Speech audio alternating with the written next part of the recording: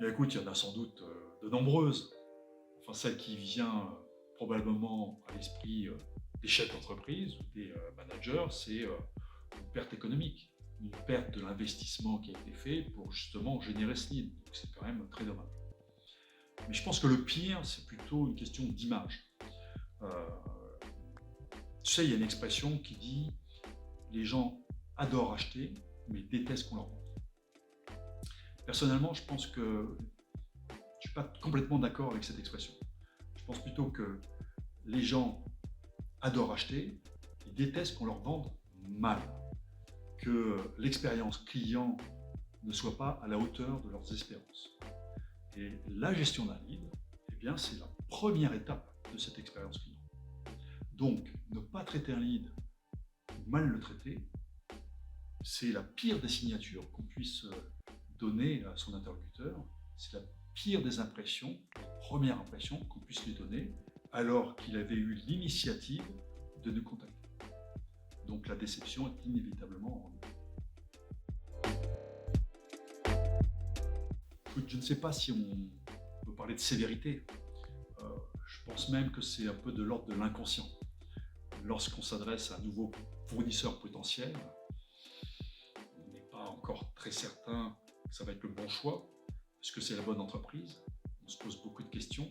Il y a une forme de fébrilité, parce que acheter, c'est pas si facile que ça. Et donc, de façon inconsciente, on est en train de se demander, est-ce que oui ou non, je vais pouvoir faire confiance à cette entreprise? Et donc, plus que de la sévérité, je pense que c'est de la fébrilité. Et si le traitement du lead n'est pas excellent, s'il n'est pas fait de façon rapide et de façon très professionnelle, eh bien, on laisse de l'espace pour le doute. Et pas très bon de laisser un prospect douter de la qualité dont il pourra bénéficier par la suite.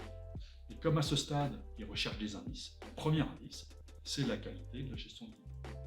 Donc, non, ce n'est pas la sévérité, c'est un réflexe tout à fait naturel.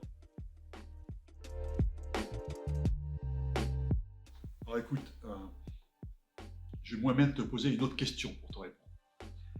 Qu'est-ce que tu penses de ton comptable s'il te dit qu'il n'est pas très à l'aise pour faire ton bilan?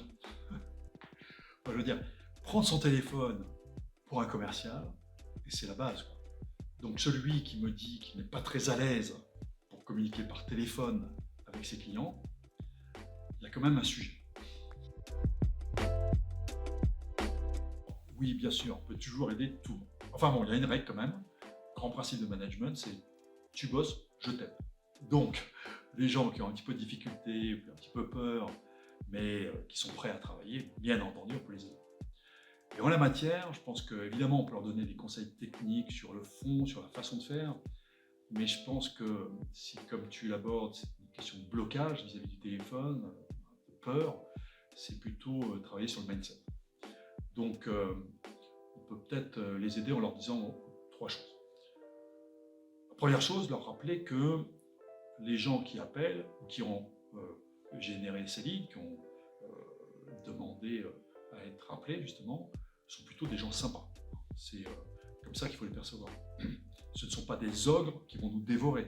C'est plutôt des gens suffisamment cool, gentils, sympas, pour avoir pris l'initiative de nous appeler. Donc, déjà, avoir moins peur en se disant je vais appeler quelqu'un de sympa. J'insiste parce que vraiment c'est important. Souvent, on considère nos clients comme des carnets de chèques à deux pages. Si j'appelle quelqu'un de sympa, que c'est mon mindset, je suis déjà beaucoup plus décontracté. D'ailleurs, entre parenthèses, je peux déjà aller voir sa photo sur LinkedIn, au moins j'appelle quelqu'un que j'ai vu et ça change la perception. Deuxième façon d'aider quelqu'un à travailler son mindset pour relancer les leads, c'est de se dire que même si la prospection n'est pas quelque chose de très complexe, à choisir entre prospecter dans le dur ou traiter le lead, quand même, le choix est vite fait. Donc, autant se mettre et faire en sorte de bien maîtriser la gestion des leads, parce que c'est quand même une sorte de business qui est peut-être quand même plus facilement accessible que de la prospection. Troisième point, c'est aussi de rappeler ces commerciaux que tout ça n'est qu'un jeu. Enfin, c'est pas, il n'y aura pas mort d'homme. Savoir prendre aussi du recul par rapport à tout ça. Les meilleurs commerciaux que j'ai pu croiser dans ma carrière sont des gens qui jouent tout le temps, qui s'amusent. Donc, allons-y décontractés, quoi. Puis se dire aussi que même si le commercial n'est pas très à l'aise parce qu'il débute, par exemple, ce qui peut être tout à fait normal, avec le temps, il va progresser. Enfin, je veux dire, quand on travaille son sujet encore et encore, on ne fait que progresser, c'est inévitable. Tu sais, si, si je peux me permettre, il y a des années de ça, j'avais quelques insomnies la nuit pour des raisons de business, justement, et donc je regardais Chasse et pêche. Et je me souviens d'une émission fabuleuse où on voyait un gars qui faisait ses mouches, un vieux papy dans la campagne, et le journaliste lui disait, oulala, mais ça a l'air très technique, c'est difficile, non? Et le gars lui avait répondu, vous savez, quand vous en aurez fait 10 000 comme moi, ça ira tout seul. Et bien, traiter l'élite, c'est la même chose. Il faut aussi dire au commercial que c'est normal qu'il ait peut-être un peu d'angoisse, mais quand il en aura fait 10 000, ça sera beaucoup plus simple.